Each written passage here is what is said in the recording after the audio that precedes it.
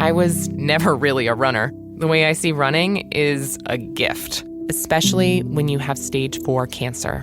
I'm Anne. I'm running the Boston Marathon, presented by Bank of America.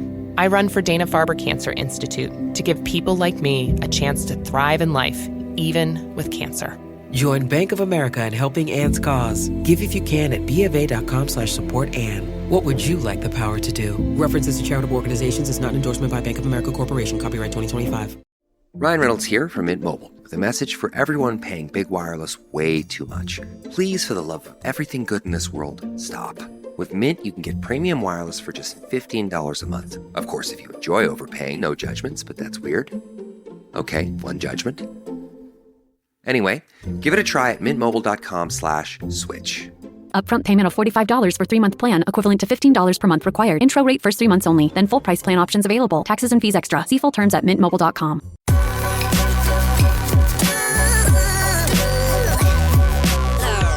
The following is a presentation of the Belly Up Sports Media Network.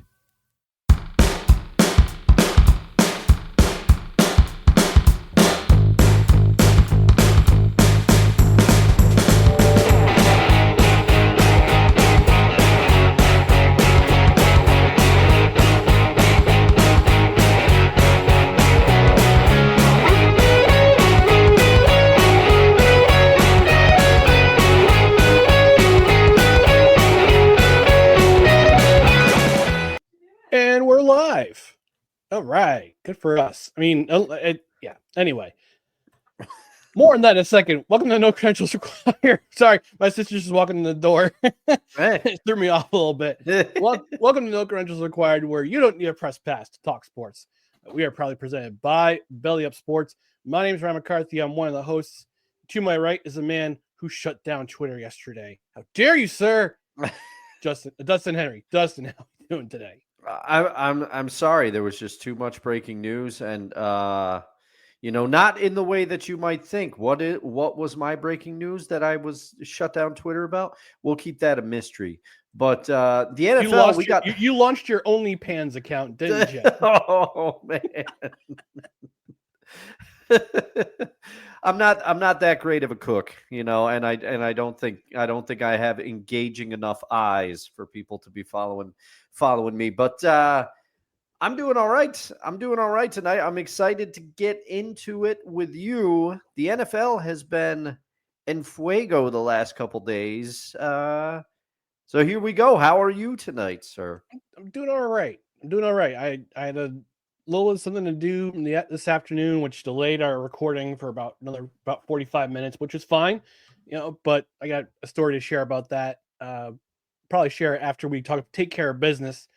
But before we get into everything, I'm talking about the NFL free agency period, which started yesterday, which seemingly shut down Twitter, but it really wasn't. It was a bunch of idiot kids. We'll also talk about the Yankees. Garrett Cole is going for Tommy John surgery, so we're going to talk about the ramifications of that. Yeah. And we're going to reveal our favorite athletes to ever wear the number 18. But before we do that, just want to take care of some business. And we ask you to follow us. Follow us on social media. Sorry, I had to cough there. Facebook, Twitter, YouTube, and Instagram, all the other stuff is at bellyupsports.com. On the podcast side, subscribe to the podcast wherever you find podcasts, including Apple Podcasts, Spotify, Spreaker, Amazon Music, iHeart, TuneIn, and Pandora. And also, don't forget to get notified on Twitter and on YouTube. That way you know when the live show goes up, when announcements go up. Our OV Goal Watch 2025 counter, he's 9 goals away now. He's 9 goals away from breaking Gretzky's record. Yes, he scored another empty net the other night. They don't ask how. No. Just ask how many. So get your picks in. A goal is a goal, exactly. Get your picks in, folks, on social media. We'll post that again, just so we have more than one entry. Yeah, please. If you haven't picked yet, pick. You got nothing to lose. You get to witness a little history, and you get a shot at a nice little gift box, which, if I understand it, Ryan, it includes not only a bag of Invader coffee, not only a no credentials required t-shirt. That's right. We do have merch, people, but it also includes some Righteous Felon beef jerky. But if they guess it right on the nose, Ryan, you have a bonus surprise, which you've been I don't even know, people. So I don't even know either. But there's a bonus prize involved. You want to get in that as soon as possible. On the podcast side, rate, review, comment. Give us a 5-star rating on the podcast side. On the audio side, review the podcast wherever you review podcasts. And also on Spotify, leave us a comment. We'll read every review. We'll read every comment. We'll also just want to also remind you, if you're watching the replay on Belly Up Sports on the YouTube channel for Belly Up Sports, leave us a comment there. Watch us live on Tuesdays. We're usually on at 6:30, but again, have some personal stuff to take care of. And also on Saturday mornings, 10 a.m. Eastern for the Saturday brunch edition, which will go on through the spring and summer before we resume our NFL madness. But in the meantime, we are a live show. Again, we are live Tuesdays. And we've got some comments in the comment section already. Just want to remind you, like, throw a comment in there. Throw a comment in there if you just have a thought, you just have a question. Throw a comment in there. And, I've been waiting for this sound for the last couple of days, Dustin. You know what time it is. It's a little later than normal, but I believe it's chime time. It's daylight savings. Still an hour, pushes an hour ahead. But yes, it is indeed chime time.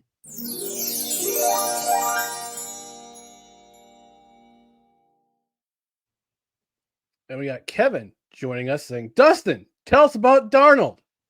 We'll get to that. Julie from Michigan saying, hello, gentlemen. Hello to you, Julie. And Snowman jumping in and yelling, sports ball. So he is live and in effect tonight. So, yeah, we're going to start. It's the show episode is entitled, Gaz is checking in saying, hi. Hey, guys. Hey, guys. How's it going? He had a cute picture with his oldest son the other day. His oldest son joined him on a call for an event. And he also asked, could this be the sexiest episode of 2025? Oh, man. Well, if you're talking about NFL news, I should have started humming Careless Whisper during that. I'm sorry, Ryan. I failed you. But right. If you're talking NFL news, guys, yes, it will be the sexiest episode of 2025 because we have a lot to discuss. So That's much right. So that we pivoted from our original plans for tonight. So That's right, we did. We'll see that for Saturday morning at 10 a.m. Eastern. Yeah. But in the meantime, I had to bring this element back.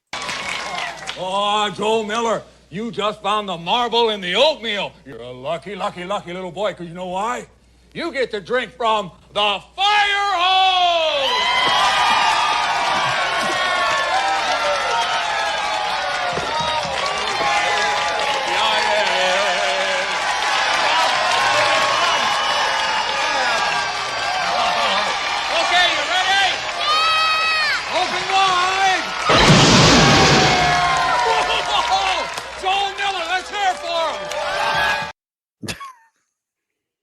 And because it's NFL free agency, I get to bring in this element.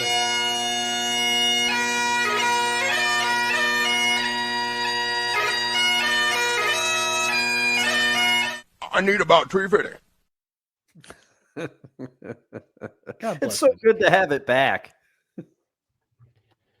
Oh, yeah. All right. So, yeah, new year for the NFL started officially on Monday. In free agency, at least a tampering period. So this is a tampering period. All contracts are not effective until, I believe, Thursday. So that being said, we've got all sorts of news, all sorts of player movement, all sort of It's crazy. It's crazy. So let's go ahead and start off with some of the more notable signings. And Dustin, I'm going to start with your team. Seattle Seahawks. Oh my goodness. As Kevin wrote, Dustin, tell us about Sam Darnold. Well, here's the thing. So I got to preface this a little bit. Mr. Wilson and I were both on Seahawks sessions. We like to bring in Mr. Wilson, especially for the big news. And, Kevin and I, Mr. Smooth asked us, hey, is this a rebuild or a retool? And I think Kevin and I both were saying this is a rebuild, and we don't understand why, because it's a 10-win team from last year. 10-win team, and we were both, very pessimistic. You got to keep in mind, we did the show right after news of the Geno trade broke. So our emotions were raw here. But now, upon a few more days to reflect, they got to load up on wide receivers now, because their room, once one of the pluses of their team, wideout, Jake Bobo is probably their projected wideout number 2 right now on the roster. It's JSN, Jake Bobo, and some parts. So here's the thing. Examining the team a couple of days later, they're clearly gearing up for something, because they had negative cap space heading into the beginning of this offseason. They cleared enough cap space to have the 7th most free cap space in the league as of a few days ago. And then they traded Geno. They have now 13 picks. One, Staniel Smooth, the captain of Seahawks sessions, he let us know that they got some compensatory picks as well. So they now have a total of 13 picks with some of the trades that they've made. Yes, Geno Smith is no longer the quarterback. Also, DK Metcalf is gone for a 2nd-round pick to the Steelers. Tyler Lockett has been released. So the team is definitely looking different, especially on offense. Now, they re-signed Ernest Jones, a piece of their defense that came in and played very well after he was traded to the Seahawks last year. But the big change is they go in and they go get Sam Darnold. As soon as the Geno trade was completed, the news was that they had their eye on Sam Darnold. Initially, I was not happy with this news, because other than age, I did not think he was that much of a significant upgrade over Geno. Age-wise, it's good. They paid, I think it was $100 million for 3 years. I think that was the deal. You and I were putting a lot of stuff in the Discord, Ryan, so I can't. But a couple days later now, or a day later, I feel a little bit better about the news. But the only thing I was worried about is sometimes I can be a data person. I can be a hard numbers guy. And we have more data that proves that Sam Darnold is a certain caliber of quarterback, rather than the data that proves that he is the rebuilt quarterback that we saw in Minnesota last year. And the bloom did come off the rose a little bit in the playoffs.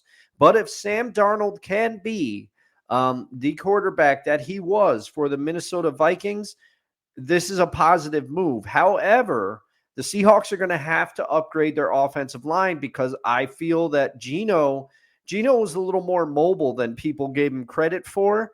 But hopefully Sam Darnold, the one thing where Geno really struggled was red zone interceptions. So it'll be interesting to see if Sam Darnold can kind of get that under control. But it's clear that Mike McDonald and John Schneider are trying to put their imprint on this team. And I think divorcing themselves from the last remnants of the Carroll era, I think they are trying to aggressively reshape this team.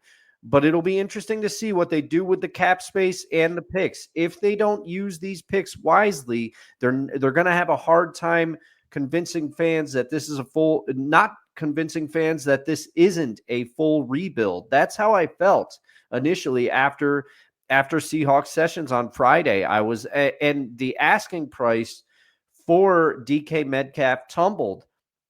We discussed whether he was going to get an extension. The Seahawks were reportedly asking for a 1st and a 3rd round pick. They ended up getting a 2nd round pick for DK from the Steelers. So the asking price went down a little bit. The Seahawks came back to earth on that.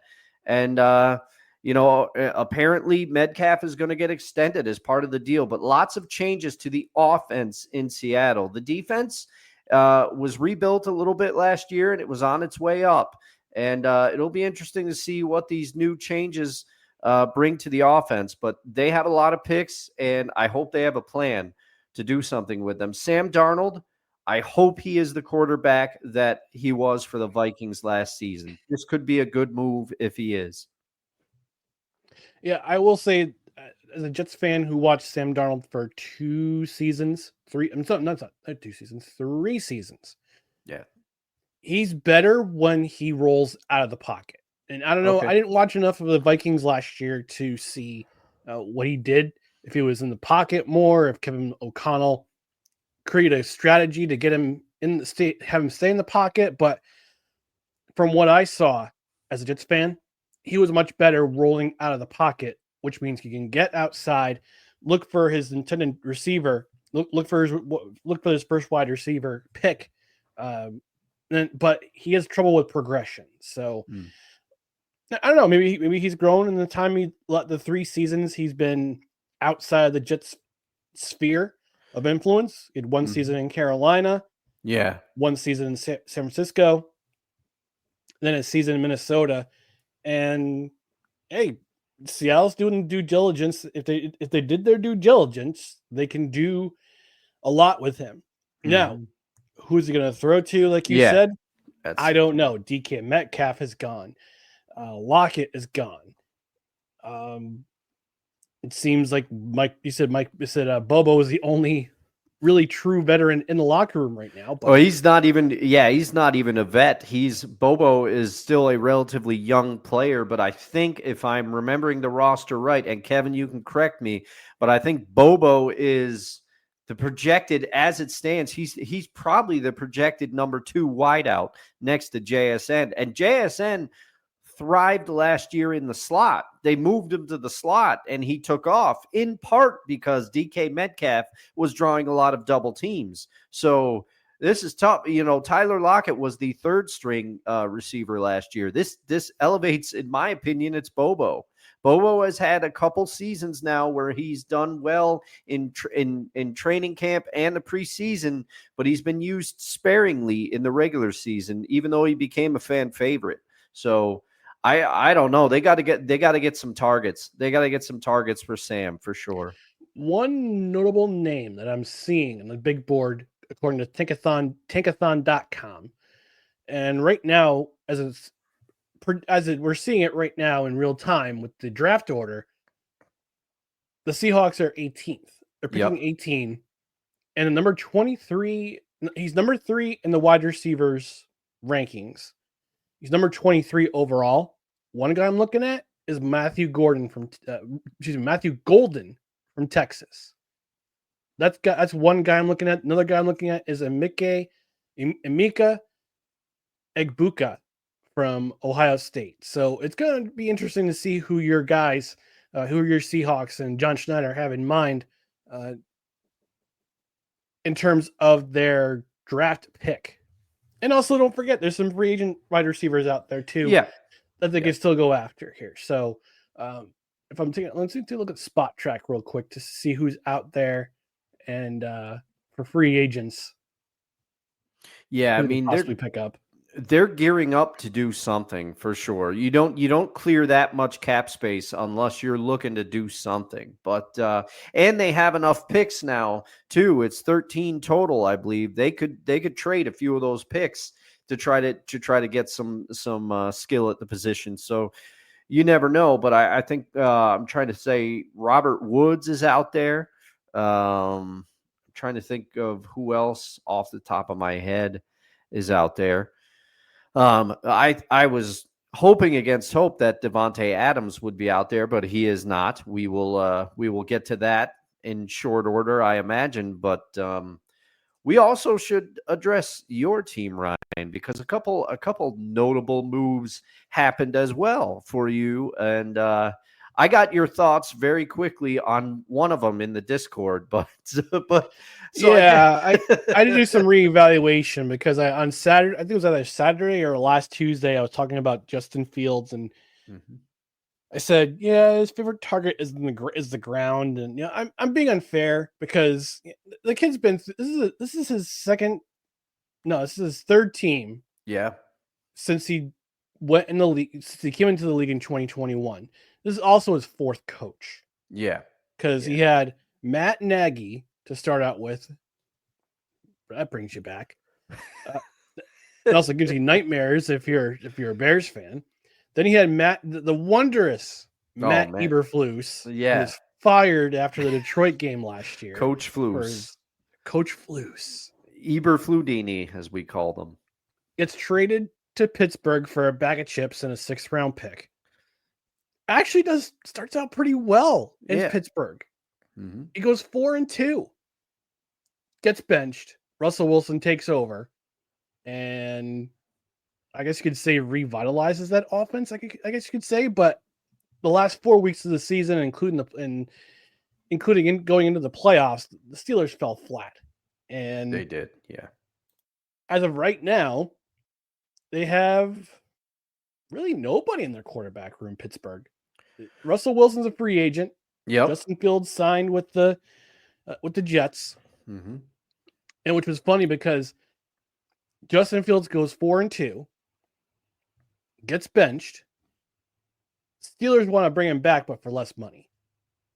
And he totally pulled a Cody Rhodes to the Rock on them. Hey, Rock! I won't say the rest because it's a family show. Yeah, that was on Netflix. You couldn't do that on network, but now you can do it. That was on Peacock, my friend. It was on Peacock. Yep. So yeah, Justin Fields has announced he's 2 years, $40 million. I believe it's 30 million guaranteed. 2 years, $40 million, $30 million guaranteed.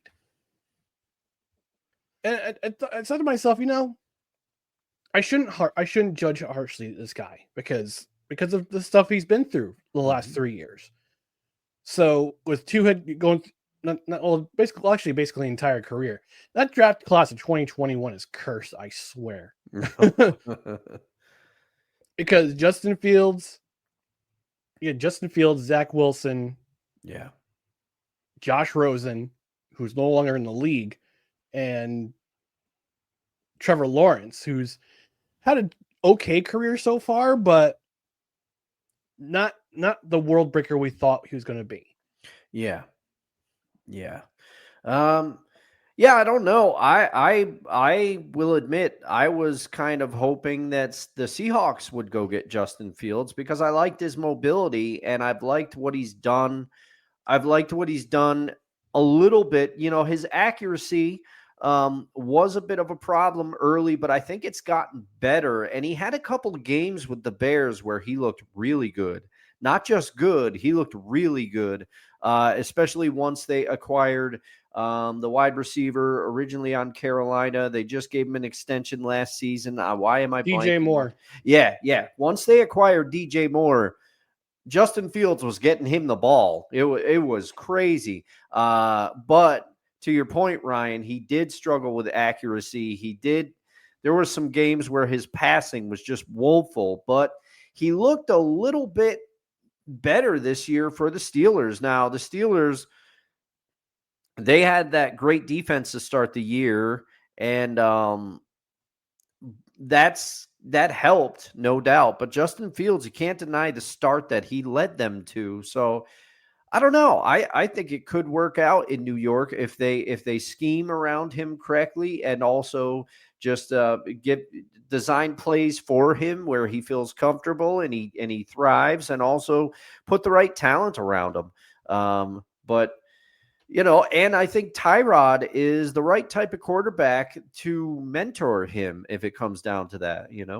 Tyrod's been around. He knows what it takes to win, and Tyrod also another person who's going to push him because Tyrod's kind of gotten ever since the Chargers medical staff got him with that lung, the punctured lung.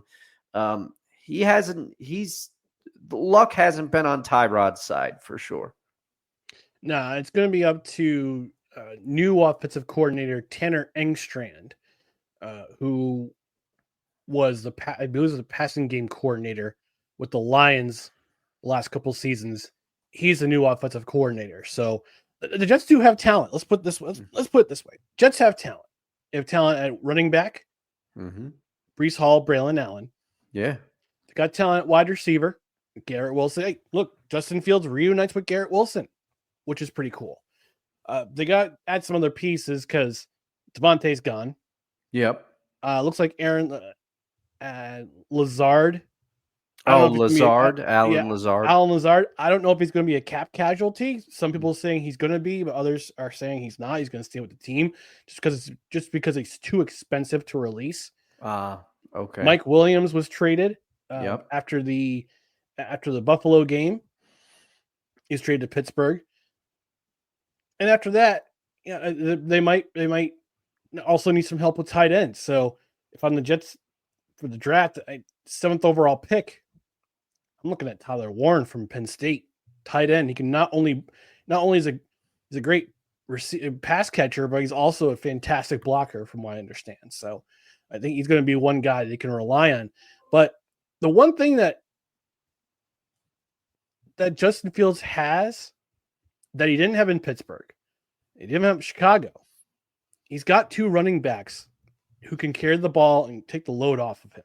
Yeah. So it's going to be interesting to see what Tanner Engstrand can do to elevate Justin Fields' game.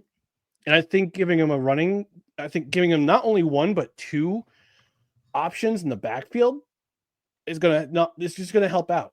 It's just going to help a whole lot. Yeah. I mean, the Jets, if they can get the ball into there, the Jets will be scary in the red zone next year when you get to the goal line, because you got 3 bona fide options that can just take the ball and run it in there now. Yeah. You can start doing some creative option plays a la Lamar and Derrick Henry. I mean, look how that worked out for the Ravens last year. I am in no way comparing the Jets to the Ravens. I realize it's different offenses, different schemes, different talent, different personnel. But you could see similar packages and plays being implemented. The defenses will have to focus in on Fields and both the running backs. Who's going to get it? Is it Breece? Is it Allen? Is it Fields? You won't know. Yeah. Now here's the craziest part. I was looking at Pro Football Reference. Did you know that Justin Fields finished 9th in MVP voting in 2022? I did not know that. Yes. So here's the stat line for passing. And you're talking about his accuracy. He had a 65.8 completion percentage last year. Okay, in those 6 games he started. So not terrible. Mm-hmm. So his stat line in 2022, he had 2,242 yards, 17 touchdowns passing. Rushing. He was a man. 1,143 yards and 8 touchdowns. And he finished 9th in MVP voting in the AP and the Associated Press MVP voting for the NFL team MVP award. So crazy. Yeah. And I will say I'm openly rooting for him. I hope he succeeds, because I feel like he's had a sputtering start. He has. Like I said, 3 different coaches and 3 seasons that he's had. 2021 started with Matt Nagy, 2022 and 2023 had Matt Eberflus, 2024 Mike Tomlin, and had Arthur Smith as his offensive coordinator. I remember talking to my friend, to a really good friend of mine. He's a Steelers fan. He said, "You realize if Matt Canada had stayed the offensive coordinator with the Steelers, the season that either Justin Fields or Russell Wilson could have had?" I go, the fans ran him out of town. Yeah, they really did not like Matt Canada. They did not. Before we move on to more free agency news, Julie from Michigan saying, "I see that Detroit shirt." That's Hobbs, by the way, not the Yeah. actual Detroit Tiger. So if you're looking for the latest draft NFL free agency news, we actually Nate Nguyen of Corner Booth and producer for Corner Booth and co-host of the 3rd and 10 podcast on Belly Up Sports. He's actually put together a daily free agency tracker. So check it out on bellyupsports.com. We're going to go over some of the notable free agency signings. As we continue along, we react to them. A couple of notable quarterback names. We talked about Sam Darnold, Geno Smith being traded to the Raiders. Zach Wilson is now a Miami Dolphin. I saw that. Jimmy G stays with the Rams. Ladies, check your pantries. And Daniel Jones, Indiana Jones. I know. Daniel Jones is an Indianapolis Colt Man. for 1 year, $14 million. Yeah, and he's gonna have a chance. He's gonna have a chance to pick to push. Anthony Richardson. Yeah, he's gonna have a chance to push him because Anthony Richardson, at times he's looked like a world beater, and then at other times it looks like he's got a few things to figure out about being on the field. So Daniel Jones has a shot. Also with Anthony Richardson's injury history, the way he plays, I think this signing makes sense for Daniel Jones. And will he be able to rehabilitate himself a little bit? Who knows? And Kevin Wilson saying there should be no further mentions of Zach Wilson. Look, I just told him the news, Kevin, okay? Yeah. I'm sure he didn't mean to shame the family name. I mean, come on. Give him some slack. By the way, good luck, Dolphins. Yeah. So on the running back side, the one notable signing, Najee Harris. Yeah, Pittsburgh did not exercise his 5th-year rookie option. They let him walk to the Chargers for 1 year and $8 million. Yeah, I mean, I have to say this doesn't surprise me because I always felt like the Pittsburgh Steelers really liked Jaylen Warren. They seem to go to him in some key moments at times when especially last season Najee kind of rebounded before that, but the season before that was a little rough. And I would hear reports every now and again that they really like Jaylen Warren, and I guess it's true because now he's got his shot. And I think this signing makes sense for the Chargers. This is a Harbaugh signing. Najee's a power back. He's going to try to ram it in the goal line. He's a classic north-south runner. I think this makes sense for sure. Yeah. Continuing on with wide receivers, the one notable name to really move was Joshua Palmer, formerly of the aforementioned Los Angeles Chargers. He signs with the Bills, 3 years, $36 million. Interesting move there. Yeah. Considering that the Bills had extended Josh Allen a couple days before with a 3-year extension. Mm-hmm. Yeah, they restructured it. I mean, I haven't watched enough of. I mean, we've seen them at times when there were injuries on the Chargers and stuff, and but if I remember correctly, this guy's a deep threat, right? He can extend. He can go down the field a little bit and get the ball, can he? I believe that was his game for the Chargers, but I'm trying to remember here. The Chargers apparently were in on the DK Metcalf sweepstakes. They wanted him, but they did not win. Also, side note, that Steelers wide receiver room is going to be interesting next season with old George Pickens on one side and DK on the other. It could be volatile. And then you had correctly pointed out, I forgot about it. Mike Williams is there too. So, wow. I'm looking at Josh Palmer's stats. He's not a starter. I mean, he hasn't started all 17 games yet. Almost said 18. So his career stats, 17 games in 2021, 5 starts. 2022 is kind of his breakout season. He had 11 starts, 16 games, 72 receptions for 769 yards. So averaging 10.7 yards per catch. Okay. 2023 kind of fell off a little bit, played only 10 games, had 6 starts, 581 yards, 2 touchdowns. Last year, again, 15 games, 7 starts, 39 receptions, 584 yards. But if he can excel in Buffalo's offense with Joe Brady as offensive coordinator, Buffalo's going to be a dangerous team once again. Yeah.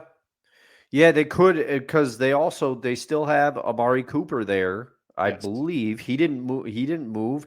Now, Amari Cooper, I think it didn't work out exactly the way the Bills hoped when they acquired him, but now he and Josh Allen get a off season to figure it out. They get camps, they get mini camps, they get training camp, they get the preseason. So I think Amari Cooper is going to rebound a little bit in that offense next year, and it could be they're going to be something. They're going to be something if they can get some running back depth behind James Cook. The Bills, I doubted them last year a little bit, and I won't make that mistake again. So right now, Amari Cooper is a free agent. Okay, so they didn't re-sign him yet. They have not re-signed him, so he's still out there. He's going to be out there for a bit. Maybe he's a target for the Seahawks. Maybe. I mean, he's getting up there now a little bit. The Raiders drafted him when he was very, very young, so that's why it seems like he's been around forever. But he's not going to command the kind of money that he once got from the Cowboys, because Jerry likes to give people money. We all know that. No, Amari Cooper is 30 years old. Okay, 31 going to training camp if somebody picks him. Another notable pick. Devontae Adams to the Rams, 2 years, $48 million. So that's going to be interesting to see how they deal with that. He's going to be out wide, with Juju Atwell at the other side and Puka Nacua in the slot. Yeah. It's going to be interesting to see what the Rams can get back for Cooper Kupp now, because and also already told him we're going to deal you. Mm-hmm. Mm-hmm. And also Tyler Higbee. You forgot how big a part of the Rams offense he was when healthy, because he returned late last year. I mean, Playmaker's going to like to hear this, but as far as I'm concerned, the Devontae Adams move, great move with Stafford returning. The division is the Rams this year so far. I'm calling it for the Rams right now. We'll see. It's early in the offseason. We'll see what other teams do. We'll see how my Seahawks draft. We'll see what the Cardinals do, everything.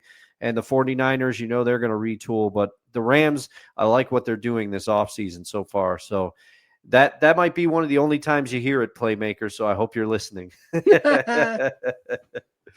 Now, there have been some the most movement has been on the offensive line and the defensive line. So let's talk about this for a moment. Yeah. Patrick McCarry, formerly of the Ravens, he's now a Jaguar. Morgan Moses from my Jets to the Patriots. James Hudson II to the Giants. I forgot who he played last year. Let's see who else. Will Freeze formerly of the Colts to the Vikings. Let's see who else. Drew Dahlman to the Bears. They're the shoring Bears. Up that line for Caleb Williams. Yep, that's what they're going to do. How much pressure do you think this puts on Caleb Williams now? Because they're going to say, we're upgrading your protection, Yep, there's no more excuses now. No more excuses, and it's 2 years in. So it's their second year. We know you've shown flashes. Now it's time. Now it's up to you. We've got your protection. Yep. It's up to you now. Yep. Now this wasn't so much signing as much as it was a trade. The Texans. This one shocked me. This one really shocked me. The Texans trade Laramie Tunsil. All world tackle as far as I'm concerned. Yeah. They trade him in the 4th rounder to the Commanders for a 3rd round pick, a 7th round pick, plus a 2026 2nd and 4th rounder. Commanders, they're doing some work in the offseason. They're not messing around. They don't want that window. They want that championship window to stay open. And they're doing their best to do it. Good on them. Yeah, D. Willie's got to be happy about that. Absolutely. Absolutely. On the defensive side of the ball, tons of movement on the defensive side of the ball. Hassan Reddick to the Buccaneers, 1 year, $14 million. See you later. Yeah, this was that was the one I asked you about in the Discord. Good luck. Good luck. The Eagles are starting to lose some players. Josh Sweat to the Cardinals, 4 years, $76 million. Milton Williams to the Patriots, 4 years, 26. It says 26 mil, but I think it was more than that. Let me just double check here. All right. For Milton Williams. All right, and then I believe C.J. Gardner to the Texans as well. I believe is one of them. I wanted to ask you about this, so I'm glad that we got into it now, because that Eagle defense, you could say the only team that has lost more would be the Lions coaching staff. The Lions coaching staff got poached about as much as the Eagles defense, but after a performance like that in the Super Bowl, you knew it was going to happen. You can't re-sign everybody, and some people were going to go for the money. So Nate, you've got some editing to do, my friend, because Milton Williams signed with the Patriots, 4 years, $104 million, $63 million guaranteed. Oh man! So this season, Milton Williams and Josh Sweat, this season and the Super Bowl got them paid. Oh yeah, got them paid. Poona Ford to the Rams, 3 years, $29.8 million. Chase Young re-signs with the Saints, 9 years, 1 year, $9.2 million. Jonathan Allen, released by the aforementioned Commanders, goes to the Vikings for 3 years, $60 million. Leonard Floyd to the Falcons, 1 year, $10 million. Javon Kinlaw. I don't get this contract. Javon Kinlaw did not have a stellar year with the New York Jets. However, he was rewarded by the Commanders with a 3-year, $45 million contract. Man. Well, they have all that cap space, Ryan. What were they, like second or third in cap space? I guess it is their want to use it how they see fit. I understand that, but I mean, just judging on what happened last year with Javon Kinlaw being brought in for the Jets, and I wasn't impressed. All right, linebackers now. Khalil Mack remains with the Chargers for 1 year, $18 million. Divine Diablo from the Raiders goes from the Raiders to the Falcons, 2 years, $14 million. Dre Greenlaw, once a 49er, is now a Bronco. 3 years, $35 million. And we go to the defensive backs. J.C. Horn. And this is pretty big. If you're a Panthers fan, you got to be pleased about this. Yeah. J.C. Horn remains with the Panthers. 4 years, $100 million extension. I like the deal. You got to give it to he's one of your young defensive stars. I mean, so I like Carolina trying to hang on to him here for their team. They haven't had a lot to root for if you're a Panthers fan in the last couple of seasons, but you got to be happy about the way that the team kind of rebounded at the end of the season. Seemed like they started to find themselves as long as they make the right moves. Although they had that young running back who he was finally going to get into the game. He got injured late last season, so it'll be interesting to see if he comes back healthy. Some more notable names to go. Carlton Davis going from Detroit to the Patriots, 3 years, $18 million. DJ Reed from my New York Jets signs with the Lions, 3 years, $48 million. But that's okay. Jets made it up with getting Brandon Stevens from the Ravens, 3 years, $36 million. Charvarius Ward moves to Indiana to become a Colt, 3 years, up to $60 million. And Nate Hobbs goes to the Packers, 4 years, $48 million. As for safeties, Dustin mentioned C.J. Gardner-Johnson traded to the Texans for Kenyon Green in a 2026 fifth rounder. Let's see who else. Andre Sisco. He's not going to want to see your thong, but he is going to play with the Jets next year. 1 year, $10 million. And Javon Holland, now a former Miami Dolphin. he signs with the Giants, 3 years, $45 million. So Giants shoring up their defensive backfield with that Holland signing. Yeah. Yeah. There have been some one name. I'm just going to bring it to you. I did not expect to see this name, and honestly, I'd lost track of him the last couple of years. Braxton Berrios, I believe, signed with the Texans. Yep. And you know what? I think that could be a good move. I had kind of forgot that he was around, but when healthy, he showed some flashes, and we saw what happened at their wide receiver position last year. They had too many injuries and just couldn't overcome it. He could be a nice surprise signing. So I don't know. The free agency has been very entertaining so far. Lots of trades, lots of surprising trades. I will call out the Seahawk fans on social media that are acting like DK Metcalf was some scrub now that he's gone. I wish he would have signed an extension and stayed in Seattle. But I get it. It's cool on social media to act like the guy always stunk and you never cared about him anyway. But it will be interesting to see how the Steelers coexist next year. That's quite a wide receiver room. DK is fiery, to say the least, and to say nothing of George Pickens. Talented, but George Pickens talks a little too much for my liking. Just a skosh. And Aaron Rodgers has been linked to the Giants, has been also linked to the Steelers. I'm praying to God he does not wind up with the Vikings, because that's what everybody wants. Yeah, everybody wants Aaron Rodgers to go to the Vikings because it completes the meme and LOL at Jets. Yeah, but also, okay, you look at the Vikings pieces. If, and this is a big if Aaron Rodgers. What do you mean by at the Vikings pieces? What? Gemini coming in.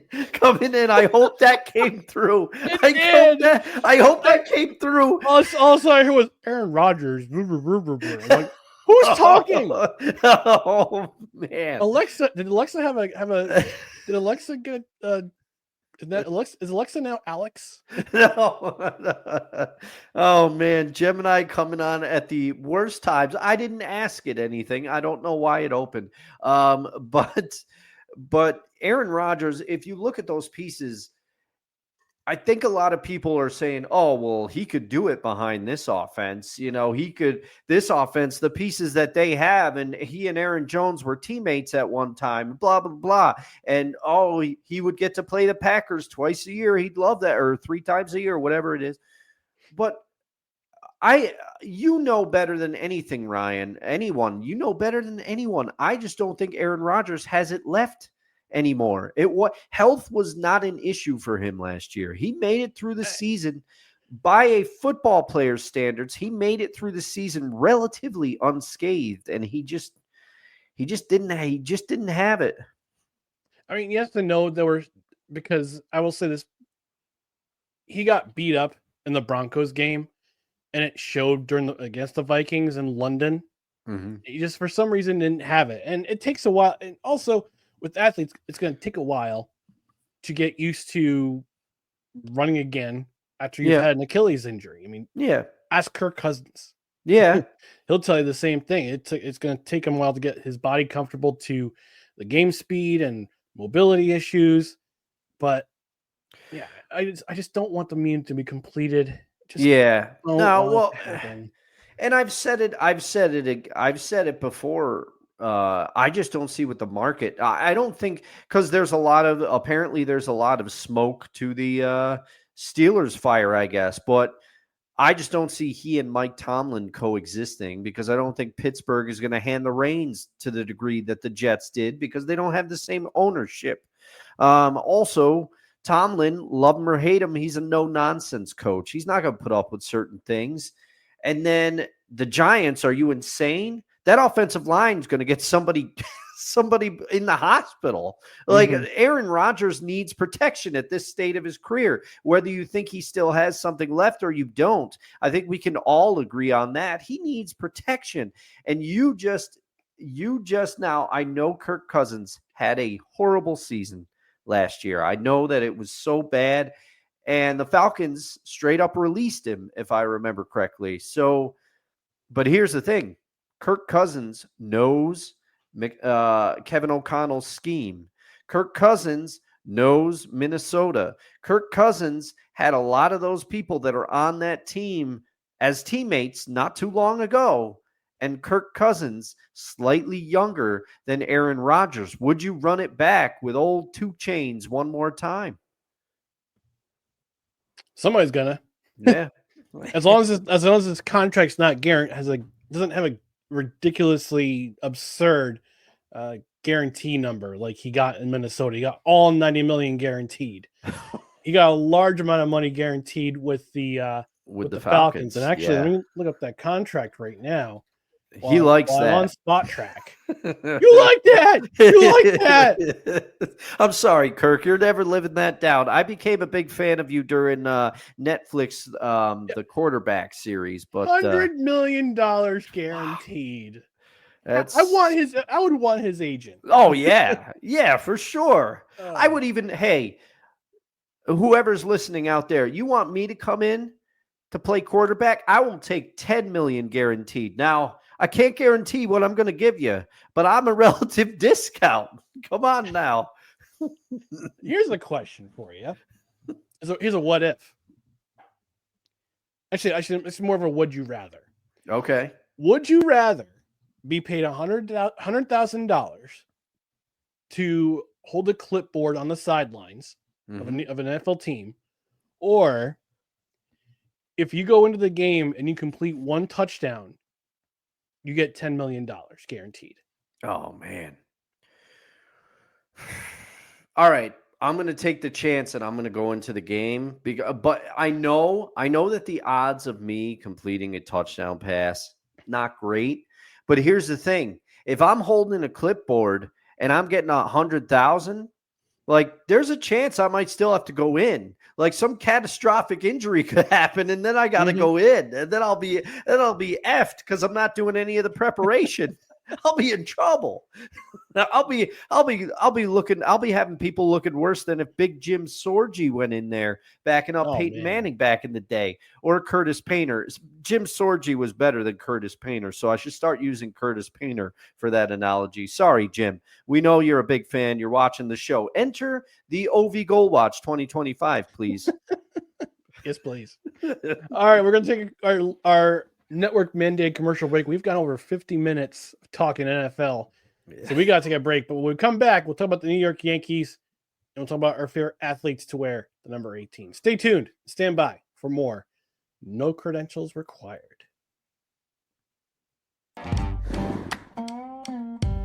Righteous Felon Craft Jerky is the official jerky of Belly Up Sports. For over a decade, Righteous Felon Craft Jerky has led the American meat snack revolution by concocting delicious, adventurous, U.S.-sourced jerky recipes for uncompromising carnivores across the country.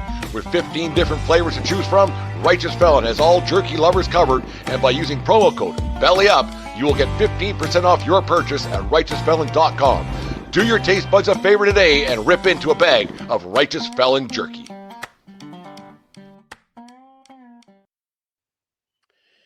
That's right. The lovely voice of Brent Radlinsky from the 1420 Sports Bar podcast, telling all you lovely folks out there about Righteous Felon Craft Jerky. It's some really good jerky, folks. When I was at Hanford the other day, I walked by trying to get to where I need to go and get my stuff. Guess what I see in the impulse buy?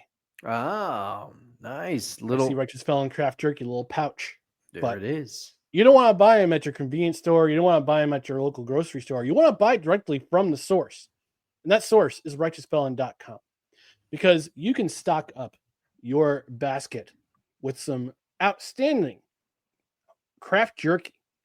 It's got all sorts of flavors. I'm a big fan of the OG Hickory. I'm also a big fan of the Soul Survivor, the Teriyaki Balboa. Some of my favorite flavors. I'm sure Dustin can attest to some of his favorite flavors as well. Oh, yeah. Not only got the beef jerky, you also got turkey jerky, which tastes like a Thanksgiving dinner. It's not just you won't be disappointed. But it's not just the beef jerky. It's not just turkey jerky. We've also got air dried, African inspired biltong. So it's air dried, old school, like you would see in Africa.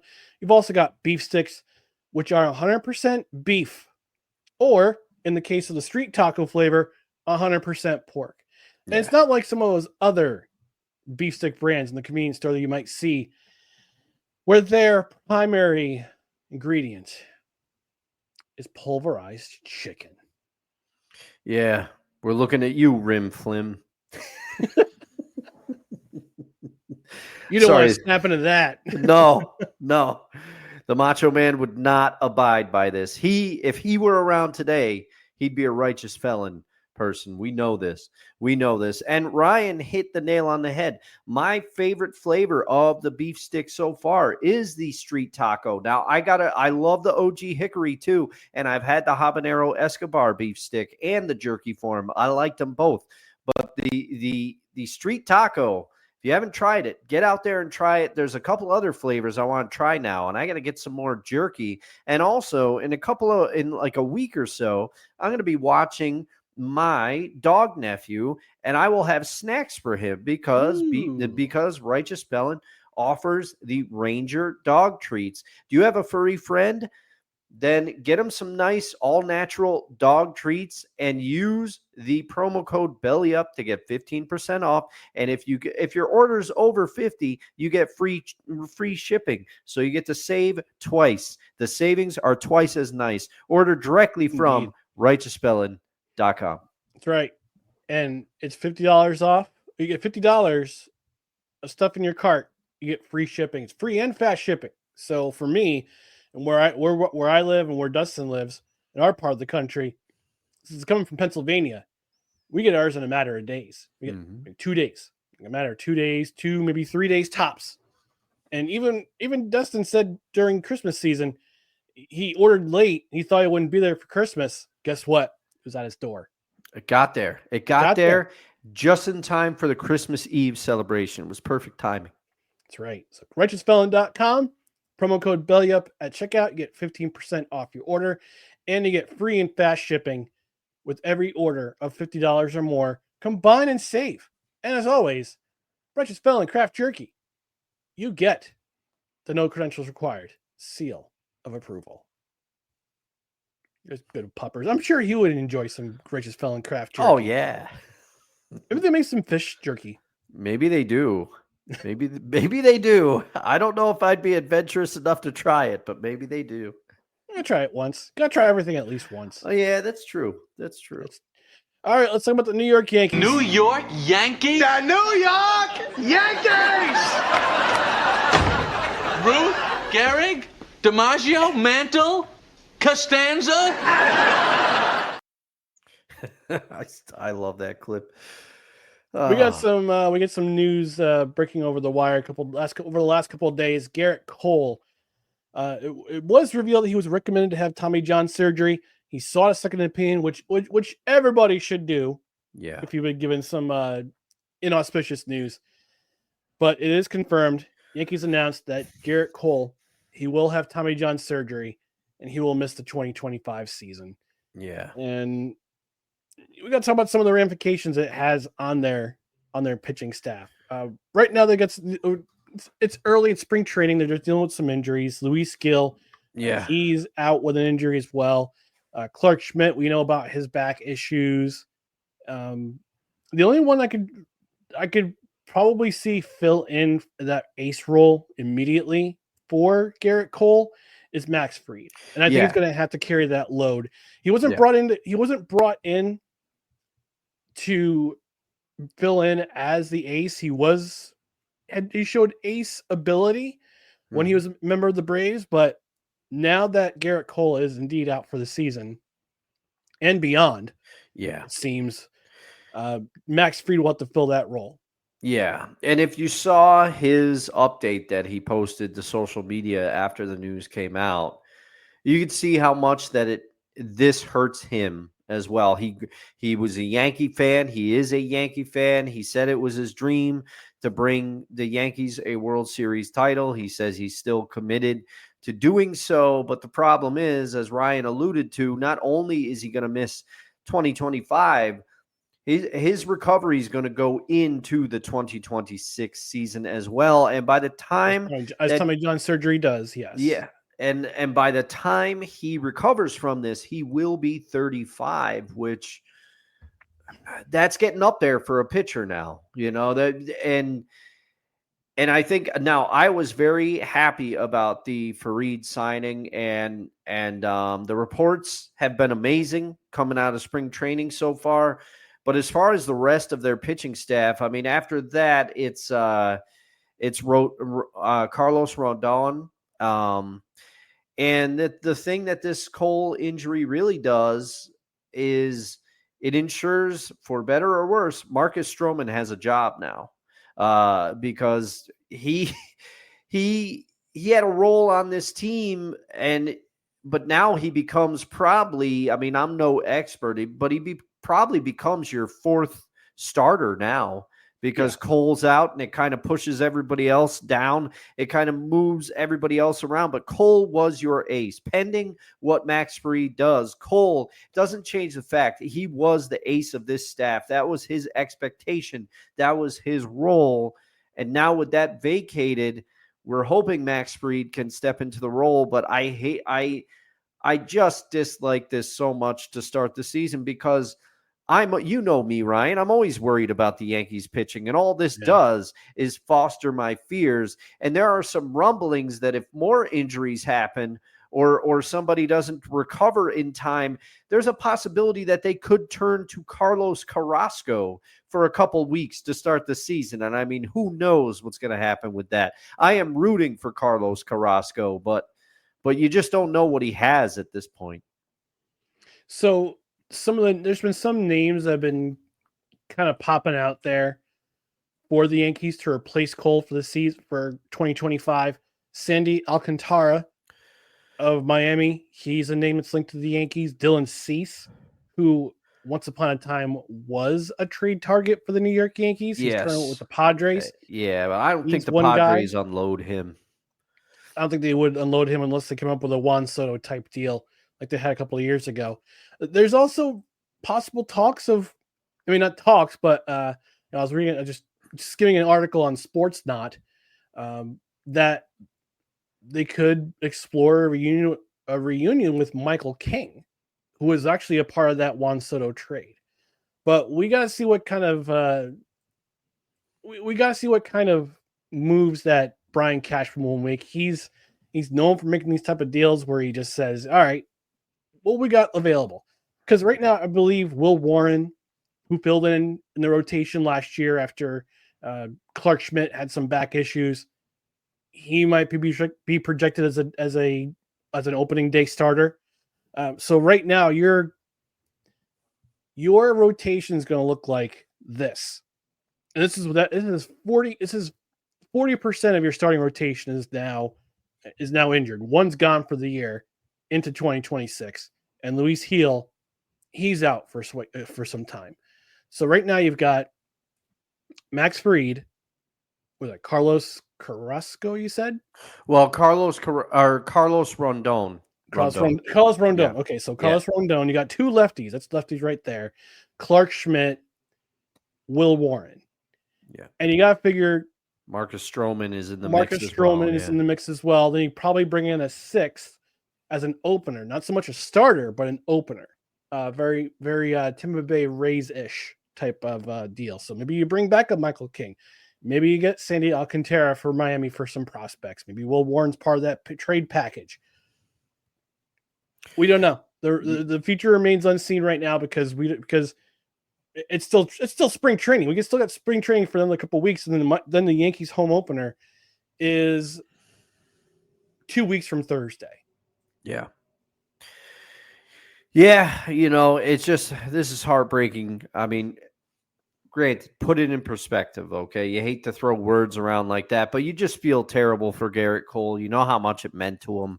And this is tough news. This is tough news to start the year. Don't want to be overly dramatic, but it just stinks. You're hoping to emerge from spring training with most of your weapons intact. And we lost a big one before the season even started. So yeah, but considering last year, the Yankees went a couple months before Garrett Cole came into the lineup. They did, yep. With his nerve problems, they did okay.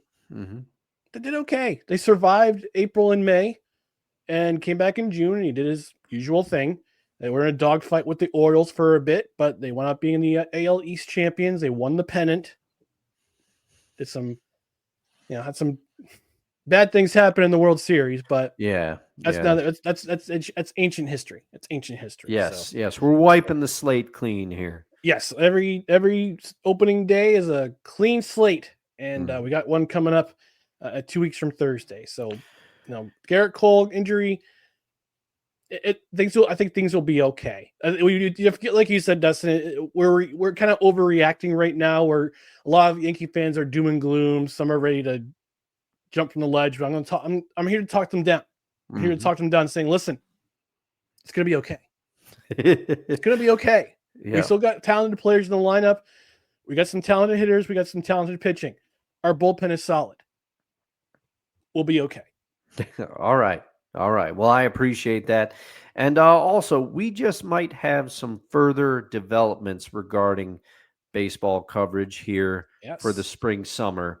We won't reveal those right now, but we have some plans in the hopper, because we know some of you that watch and listen, you follow other teams other than the New York Yankees. Now you're still going to hear a lot of New York Yankees talks on the show, because Ryan and I are Yankee fans, and we watch a lot of Yankee games, and I don't get to see as many games anymore because Verizon, in their infinite wisdom, removed MLB Network from my package. So, it's going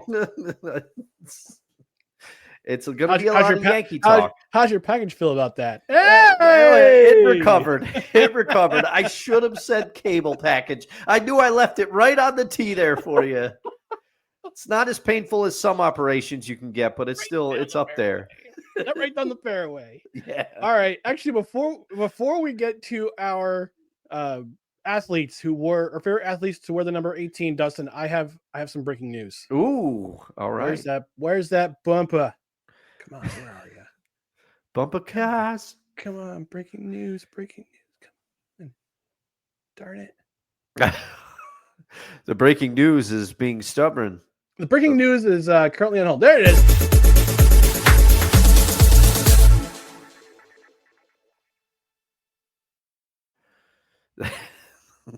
Like Saturday's breaking news, which was sad and unfortunate. Yes. The Mrs. Fields cookie finally won a race at the Prudential Center at the New Jersey Devils race. The long Mrs. national Fields cookie finally beat the Welsh Farms ice cream cone and Auntie Anne's pretzel. Finally, the streak is over. Mrs. Fields cookie, you are a winner. Man, in the halls of lore from when you're a little kid, you're always kind of hoping that Mrs. Fields and Mr. Otis Spunkmeyer would get married and make the superior cookie to rule them all, much like the One Ring for Sauron. That might be a very regional reference. I don't know. I don't know how many people know Otis Spunkmeyer cookies, but a lot of people know Mrs. Fields. So, I mean, if you do fundraisers, you know who Otis Spunkmeyer is. Yeah. Well, and also my high school, that's what they had them. They had them for dessert. Yep. Between classes, I was getting me an Otis Spunkmeyer cookie for sure. Oh, Otis makes a good cookie, my friend. Yeah. Oh, yeah. All right. All right. Now we can reveal our favorite athletes to wear the number 18. This is the 18th episode of the 2025 recording season. And we revealed our favorite athletes to wear numbers 1 through 17. And tonight is number 18. We're going to keep this going through the end of the year. So without further ado, Dustin, please reveal your favorite athlete to wear the number 18? Man, 18, this one I had to go deep into the well because I'm sitting there and I'm going, the only 18 I can really think of is Peyton Manning, and I'm not picking Peyton Manning. No offense, Peyton, but like I enjoyed watching you play quarterback, but I didn't have like you weren't one of my players' favorite that I remember from my youth. And then, Ryan, as I was researching for this, because sometimes you got to research. When something doesn't come right to your head, you got to do a little research. I remembered a name from my youth. He pitched from the time that I was about 2 years old. He came into the majors. Maybe, let's see. He broke in when I was 1 year old, I guess. He was drafted before I was even born, and he pitched all the way up until after I graduated high school. I was still in college when this guy pitched his final game in Major League Baseball. I'm talking about one Brett Saberhagen. Is it possibly because I loved his last name when I was a kid, and also because I was a fan of Sabretooth from the X-Men, and Saberhagen, Sabretooth, not that far apart? Partially, but I always thought Brett Saberhagen, partially because of the last name, is very cool. But the thing is, Brett Saberhagen, he pitched from 1984, I believe. I'm doing this off the top of my dome. He was drafted in 1982, but he pitched, I think he first broke in with the Royals in 1984. He pitched his last game with the Boston Red Sox in 2004. And you might say, Brett Saberhagen, really? I'm going to tell you, Brett Saberhagen, he was a three-time Cy Young Award winner, okay? And he also, I believe, had an MVP awarded to him. So Brett Saberhagen, no scrub. He was... I just loved his last name, and I always liked to be in Ken Griffey Jr. Slugfest. I liked to be, I think back at then I always liked to take a team that was bad, and I like to put my own players on them and make them good. And at the time, the Devil Rays were as bad as anybody. Sorry, but they were. And I would always I'd always put Brett Saberhagen like in the bullpen just because I wanted him on my team because of his name. Brett Saberhagen, my favorite 18. There you go. With that, Ryan, Yes. I pass it to you. But first, do you have any memories of Brett Saberhagen? He pitched a long time. I remember him from his 1985 run where he helped the Kansas City Royals go to the World Series and win in 7 games. And what is in modern times the lowest scoring World Series. In the modern era, in the expansion era, it was the lowest scoring World Series. Like I think both teams averaged less than 3 runs per game. Oh man! Wow. Yeah, I'm just gonna look it up because it's so the stats from that series were just unreal, and he won World Series MVP. Mm-hmm. Okay, so it was a World Series MVP. I was thinking of. Although you would argue that if you're from St. Louis, that Don Denkinger won the World Series MVP that year from his controversial call in Game 6. That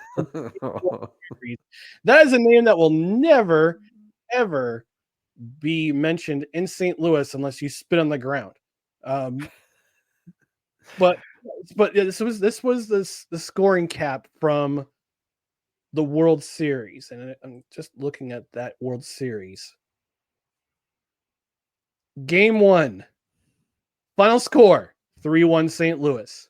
Game 2, St. Louis 4-2. Game 3, Kansas City 6-1. Game 4, St. Louis 3-0. Game 5, Kansas City 6-1. Game 6, 2-1 Kansas City, and then Game 7, 11-0. Oh, wow. St. Louis scored 3, 4, 1, 3, 1, 1, and 0 runs in 7 games. Oh man. It was one of the lowest scoring World Series for one team in the modern era. It was awful. Awful. This was a Whitey Herzog team that had Vince. They had Willie McGee and Vince Coleman and Jack Clark. So and you couldn't score more than 2 runs a game. Ridiculous. But yeah, I remember Saberhagen from the 1985 World Series. I remember him getting either signing or being traded to the Mets. Yes, he was on the Mets in 1992. Mm-hmm. Then he got involved in an incident, an unfortunate incident where he sprayed bleach in a water gun and blinded somebody. I can't. Oh, geez. Yeah, I didn't know about that. I didn't know about that. I might have to go back to the drawing board on my favorite 18. I'm looking. I'm just making sure I got my my thing right here, because he wasn't exactly the most. Oh yeah, he sprayed bleach into a group of reporters. Oh, said it was water, but he admitted he did wrong, and he donated 1 day's pay to charity and apologized to fans and the media. That was back in 1993. All right. Well, you don't do that. You don't do that. But he did. He did all right afterwards. We actually helped Colorado to a wild card in 1995. So yeah, not bad. And he was dealing in 1994. He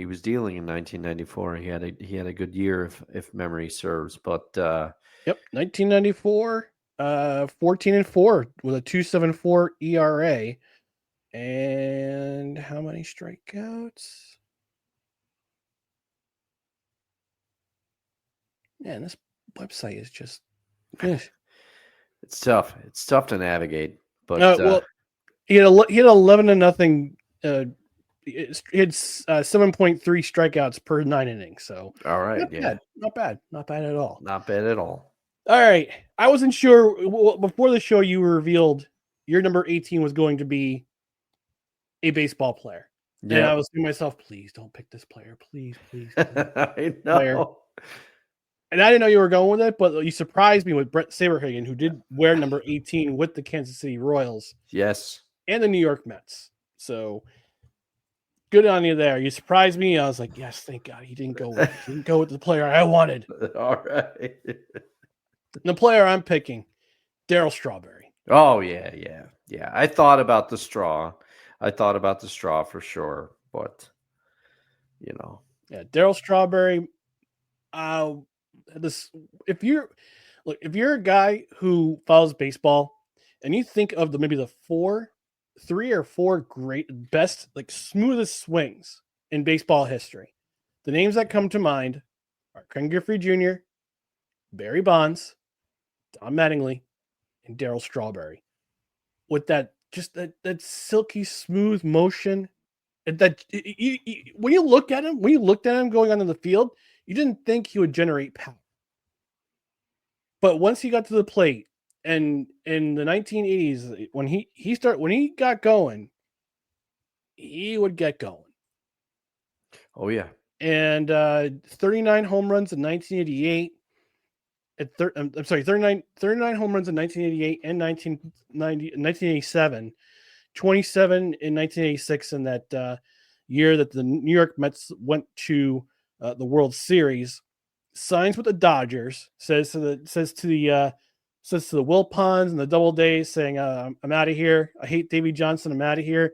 Goes to the Dodgers.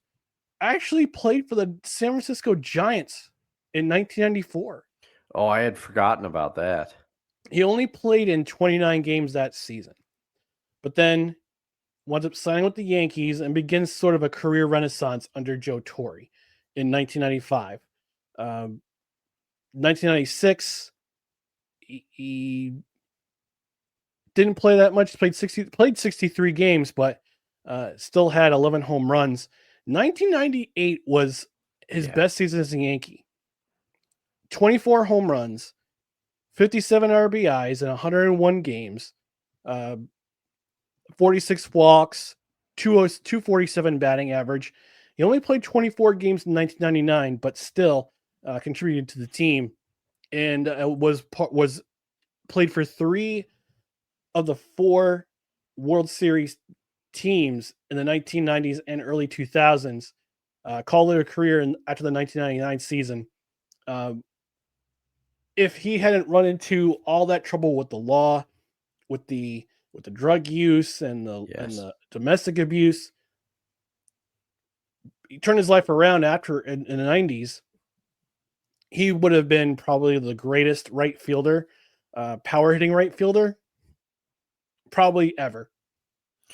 Yeah, I mean, I don't have much to argue with you there, Ryan. And there was something about Strawberry. Even as a kid, I knew like this guy has all world talent. And you know, my dad followed baseball very closely when I was a kid and growing up. My dad loved baseball. And he's the reason I'm a Yankee fan. He loved the Yankees. His favorite player's Mantle. But even my dad would always say, "Oh, Strawberry, so talented," he would say. And so as a kid, Darryl was always somebody that you rooted for to turn it around because you knew that if he could do it, he had the talent to be one of the greats. And the 98 run is the run that I remember because I remember thinking to myself, he's got it. Strawberry's finally got it. He's figured it out, you know? And when I was playing baseball, I was starting to learn how to play baseball, and when we moved to New York, and I was hitting baseballs in the backyard with my dad. My dad would throw it to me, and I'd hit it. I'd always pick my leg up, my front leg. I'd always pick it up. And my dad says, "Why are you moving your front leg? Why are you moving your front leg like that?" The reason why I moved my front leg like that, and I still do it to this day when I'm batting, whether I'm playing softball or I'm just taking batting or I'm just hitting balls in the cage, Darryl Strawberry, because that's what he did. That's how he generated power, because he would pick his leg up, move all his power to his back foot, and then swung through, and it would be out of the park or be a base hit. And his batting style had an influence on my batting style.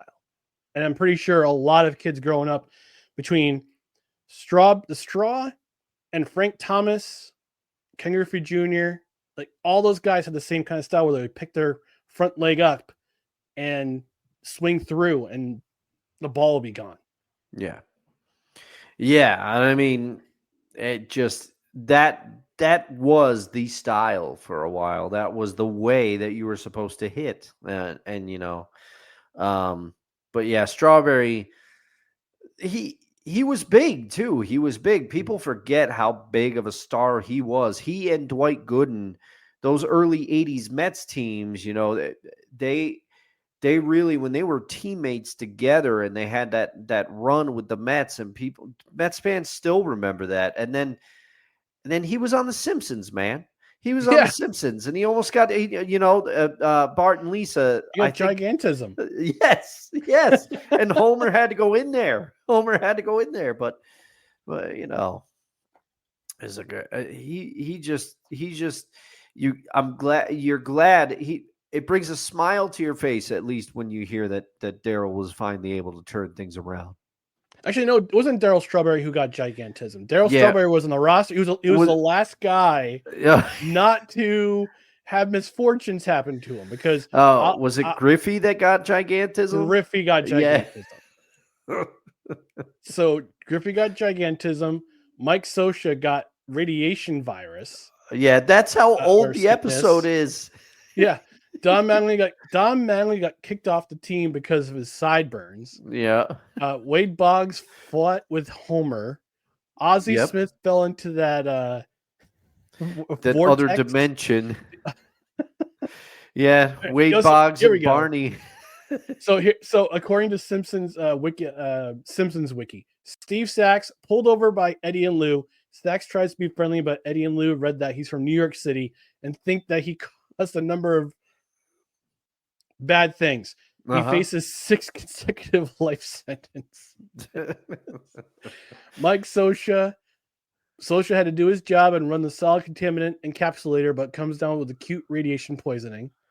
Ken Griffey Jr. comes down with gigantism after drinking too much Nerf tonic. Jose Canseco comes across a house fire, rushes in to save a woman's baby. The woman is grateful and sends him in to save her cat, then her favorite player piano, and in the washer. Saving all those objects takes a lot of time, and Canseco doesn't make the game. Wade Boggs gets into an argument with Barney over British Prime Minister. The greatest English Prime Minister. Yeah. Boggs argued for Pitt the Elder, while Barney argues Lord Palmerston. Yeah. In the end, Barney knocks Boggs out. Yep. Ozzie Smith visits the Springfield mystery spot and disappears.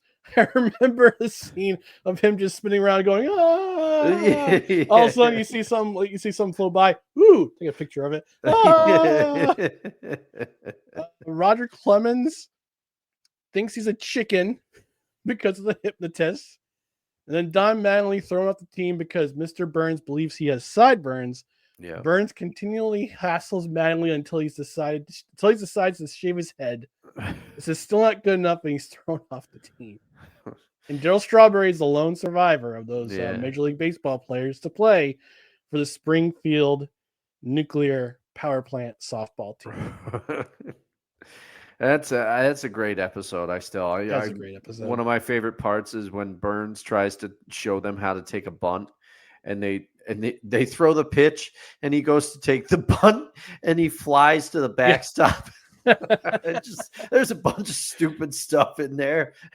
Burns tries to assemble this great roster of baseball players, and they're all dead. He's like Mordecai Three Finger Brown, and Smithers is like, sorry, sir, they're all dead. They're all deceased. Yeah. That's classic. So I promised at the top of the show I'd tell you my story of why we're recording at 7:15. So I'm going to a wedding in Atlanta, so there'll probably be no show on the first Saturday of April unless I teach Dustin how to do the StreamYard thing. Mm-hmm. So I had to get some suits because of my weight loss. I had to get some suits modified, altered. Yep. Mm-hmm. And I got told I got to take them to get dry cleaned first. So I could get them dry cleaned. They're finished today. Take them down to Men's Warehouse. And I said, "Yeah, I was here a couple weeks ago. You told me to get my suits dry cleaned so I can get them altered." So I go into the chain. He says, "All right, let's go to the back and see if you need how much altering you need." So I put on my black suit first. Did he just sell you a new suit? No. So I put on my black suit. The pants won't stay on, of course, but the jacket still fits. Okay. Although it's a little big on the side, so they'd have to probably trim it down. Yeah, taper them in. Then I didn't even bother putting on my gray suit because I knew the pants would fall down, but I put on my gray jacket and it's huge. It's the cut's not right and it's just gigantic. He says, it would probably cost more to alter these suits than it would be to just buy new suits. Yeah. And I'm like, all right. So I didn't buy a new suit. What I wound up doing was I said, you know what? I'll let my dad try these on. If it fits him, great. He's got 2 new suits. If it doesn't, I'm going to send him to see mission and have one of the residents have them because if I can't use them, somebody can. Mm-hmm. And Mr. Smooth saying, lads, I'm late to the party, but I shall spread chaos, anarchy, and joy. Well, at least you're spreading joy. Yes. I don't know if you saw the breaking news, Mr. Smooth, but Mrs. Fields won finally. Well, and I hope you're enjoying the show with some craisins and goldfish. Yes, that's right. I am going to keep it going, Mr. Smooth. I am. Craisins and goldfish. Good Lord. All right, we're going to get ourselves out of here. Just want to remind you before we get out of here to follow us on social media, Facebook, Twitter, Instagram, YouTube. Just search for No Credentials Required. And also check out all of our other podcasts like Time to BS with Samuel Smooth. and other written articles on bellyupsports.com. Subscribe to the podcast where you can find podcasts, Apple Podcasts, Spotify, Spreaker, Amazon Music, iHeart, TuneIn, and Pandora. And also, don't forget to hit notification bell on Twitter and on YouTube. That way you know you're notified of when the show goes live or when there's announcements or when there's shorts. And I'm Mr. Smooth saying, to quote Snoop Dogg, who? And he says, "You suck, Dustin." Where did that come from? That's my co-host. It's because I kept the craisins and goldfish going. I told him. Oh man. Craisins. Oh man. I'm not going to judge you. I'm not going to judge you. And wait, is it raisins? Is it raisins or is it craisins? Like raisins, like it's Sunday raisins, or is it craisins? I think. I thought it was raisins, straight up raisins, but. Yeah, I don't know. If it's craisins, I'm like, wow, your urinary tract health must be outstanding. Yeah, I don't know. I don't know. I'll have to double check. Maybe he can update you on 3 Rails or update me on Seahawks. Yeah, sessions. I'm gonna talk to the guys about 3 Rails, but we'll come down the road. But in the meantime, all right, we're gonna get out of here. Thanks for tuning in to another edition of No Credentials Required, where you don't need a press pass to talk sports. We're presented by Belly Up Sports by Belly Up Sports. I almost said in association with Godzilla Media, but not right now. And presented by Belly Up Sports. We'll be back Saturday morning. We'll be talking about parts 3 and 4 of the Pete Rose documentary that was on HBO in July. We meant to talk about it tonight, but there was so much NFL news we had to fit it into this program first. So we'll talk about the Pete Rose documentary as well as additional NFL signings on Saturday and our favorite athlete to wear the number 19. So you don't want to miss out on that. So in the meantime, we're going to get out of here. For Dustin Henry, I'm Ryan McCarthy. See you on Saturday morning for the Saturday brunch edition of No Credentials Required. Until then, have a great night. You have extra time now to watch the documentary, so catch up with us. And also, good night, everybody.